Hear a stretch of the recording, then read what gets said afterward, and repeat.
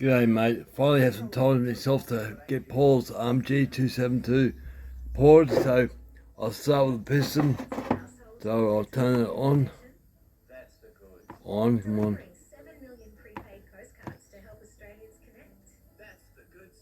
Tee it up, okay. See how much that weighs. The 74.8, so I'll make that lighter. I'll take, see the arrow goes to exhaust. I'll take the this one's a bit different. I'll take the exhaust side more on the window because I want the air to go down the transfer and spin back towards the intake. So I'm more on the exhaust, but I will open up the intake side a little bit, but more on the exhaust. So you see how the exhaust is a lot smaller on this side here. I'll clean it up. I don't want to take too much out of the strength inside and out. Just make it a bit more aerodynamic, so no hurdles for the air to go through. So I'll do that. The intake, I've already done a bit of mucking around there. I'll turn my torch on. So if you want to do this at home, I've already dropped the timing on the floor. One ring, so you put your ring in and push your ring down with your piston so it's level. And when you do it, when you push the ring down, look through the intake. So once you see the ring just pop through, just make sure it's just flush with the floor. Run a magic marker on the wall, and that'll give you roughly about 76 degrees tying. I'm at the moment, I'm on 75 at the moment, but I've got to clean it up. I'm going to drop it down on the side like I had here. So that mark there is when you drop the piston all the way to the floor. I drop it down, put a magic marker there, and take the corner to that, both sides. That's it. I don't touch the middle at all. Pilk or whatever they want to call it, but I call it a solid chainsaw as I done it first, so as far as I can see. So I solo the thing. The exhaust, I'm not going to touch too much. The exhaust port's pretty good. I'll take a whisper, just a whisper, off the top, clean up any flashing, run some 80 grit through the exhaust, and just clean it up. This cylinder, you run your fingers around every edge. It's like the upper transfer there is just so sharp. Every part of it takes not too bad, but the other parts, transfers, all super rough. It's quite a poorly made cylinder, really, but the combustion chamber is pretty good. But yeah, all right, well, I'll do this piston so I get the weight down too, and we'll move on, do the transfers. The one thing I love about this, you can actually see there's marks, witness marks. I haven't run this very long because Paul sent it to me in new cell. But you can see where the skirt of the piston ran up and down. So I have to look where the piston actually sits in reference to where it sits in the cylinder. Try and level it out. So I want the piston. I'll do it one here. I want the piston to be lined up so there's no hiccups going through those windows to the cylinder itself. So it might be better that way. So you see, I can open it up and make it more flowing, but the exhaust side needs to go down and rock it down. Exhaust side. So it'll come down that way and rock it down towards the intake. So you can see the flow motion. Now the intake side has to go forward and back around, but this side pushes the two air channels, I suppose you call them, back towards each other, towards the intake. You want the intake to get the flow, the most flow, so when the exhaust goes out, the intake, the transfer to flow chases the exhaust out, and yeah, it's all techniques to it. That's my plan, this one. But I can actually see how far I'm going to go. I don't want to go into where the piston goes, because that skirt is supporting the cylinder there, is supporting that part there, is supporting the piston. So if you want high revs, if you go into that area there, you actually damage the piston and the motor will fall apart real quick. So I'll probably take about that far that far there. So yeah, from that far. But the witness marks help it. So what's going on? Excuse me. Same as this side here. This side I don't really want to touch much, but I thought to show you guys up. So drop a ring. As soon as you can see the ring, stop, mark it. They'll give you 75 degrees. After you play it, it will be 76. That's what I'm aiming for anyway. The exhaust, I'll just take a bit out. I will probably take a bit out of the edges of the exhaust, a little bit, not too much, because you can see the skirts and stuff online. But I want to make sure I don't drop a ring by having too aggressive. So I'll just take the corners out, clean it up, and they'll make it a little better. Alright, I'll move on to get this piston done. Okay, so I've got half, so I'll zoom on that. That's the exhaust side to the right there. So I've gone up and just kissed the roof of the piston, just kissed it. I've opened up more on the that side of the supporting metal there for the piston on the exhaust side. I talked about before, I want the air to rush through and come screwing down towards the carby side. I've taken a little piece off the bridge down here, just a tiny bit. So a little bit there, just taking the casting off that side. Now I've taken to the edge of the skirt, basically on both sides. If you look at this side here, you see this flashing. The holes don't go all the way to the top. So you see just a little bit of muck around, you can get a lot more airflow. Funny enough, I'm looking at the Dolmar cylinder I've got for this Makita. They've done the same thing on the exhaust side. So I thought, it works for me, but they've been doing it for years. It's interesting to find out what works and what doesn't work. So I'm going to match this up now on both sides. Take all the hard edges off. And this piston is not what I call a good piston. It's a very, very soft material. Compared to that Neotech, the NH 372 I did, that was hard as all hell. But this is soft, it's very soft stuff.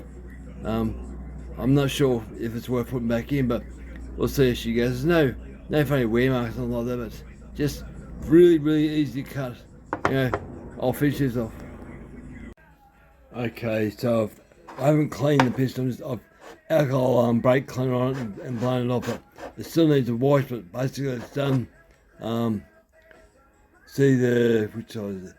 That's the exhaust side, so I've opened up both sides on the exhaust, so it's slightly bigger. Want them to touch a bit higher. So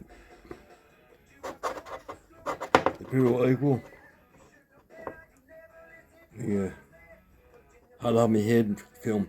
So that side's got more airflow, but I haven't done any structural damage because I want this to last a long time. I've run a diamond wheel over all the edges, sandpaper, lightened it up on the inside, take that flashing off. There's flashing on the top of this piston here, bring your fingers, both sides, inside, and it's also got flashing on the outside.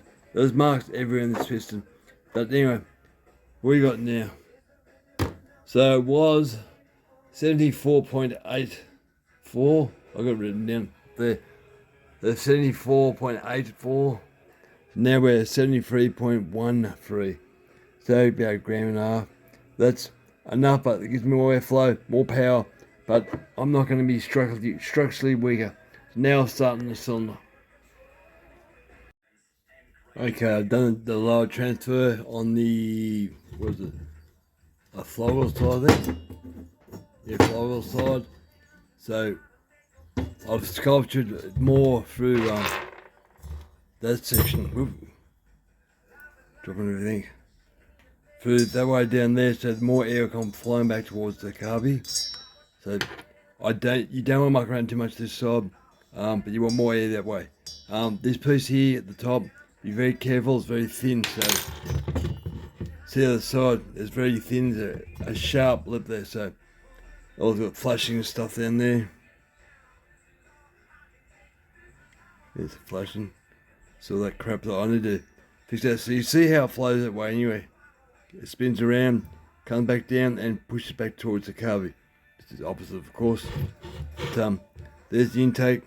So I've gone to where the piston goes bottom dead center. Just opened it up just a tiny bit. One ring down from the factory side there on the bottom. So they give me about 76 degrees intake. That's all I want. Now with the exhaust, I'll get it closer for you. Everything you do, woodwork, timber work, whatever, the metal work, there's always something you can gauge off. So I'm going to go off, see that chamfer, factory chamfer there. I'm going to take the top edge of the exhaust off. I start at the center and move my way out, so it's nice arch. That's all I'm taking off. I'll just basically just I don't know, be half a mil, just enough to let more air flow. I'll widen the exhaust just a tiny bit and polish it up. That's it. All I want to do, because I don't want to have too much blow down. But that'll be exactly what I want. So you can see the chamfer on there. It's pretty clear. Yeah, focus.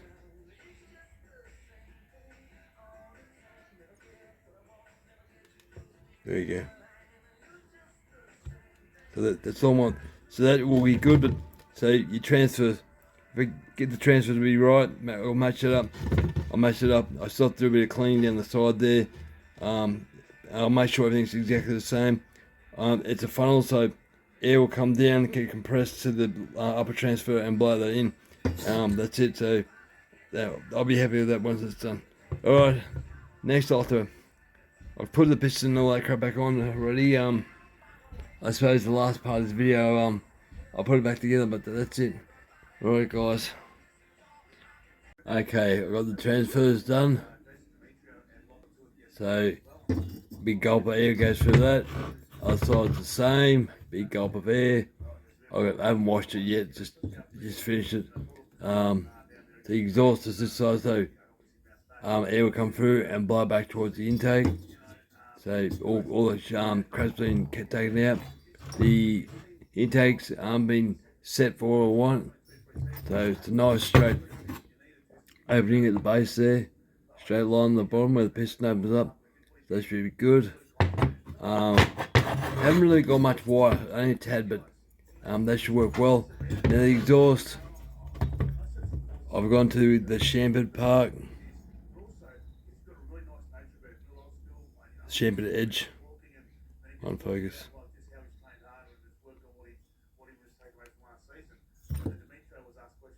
The chamfered factory edge. I've gone to that, so there's not much. I've gone slightly wide on the exhaust the other side. I've still got a nice arc in the actual cylinder there. So now I've got to polish it all up. So I've made sure there's no flushing and crap there in the cylinder. But that will come up nice now. This will take time doing the polishing of the exhaust, but I'll get that done now, and I can give it a bath. Put the, what do you call it? Oh, it's in the G already. The dome wheel on all the edges, make sure everything's nice and clean, and put the thing back together. One thing I forgot to talk about was the roof of the intake. So it's a bit hard to film, but that roof there. Now I've on purpose left let me think of it. Left some of that roof, that part there, factory, see a darker line. So that's been left there on purpose. Just before that, I've been running a yeah, it was that one. That piece there, that grinder piece there. So I've gone in and put that piece in the intake like that.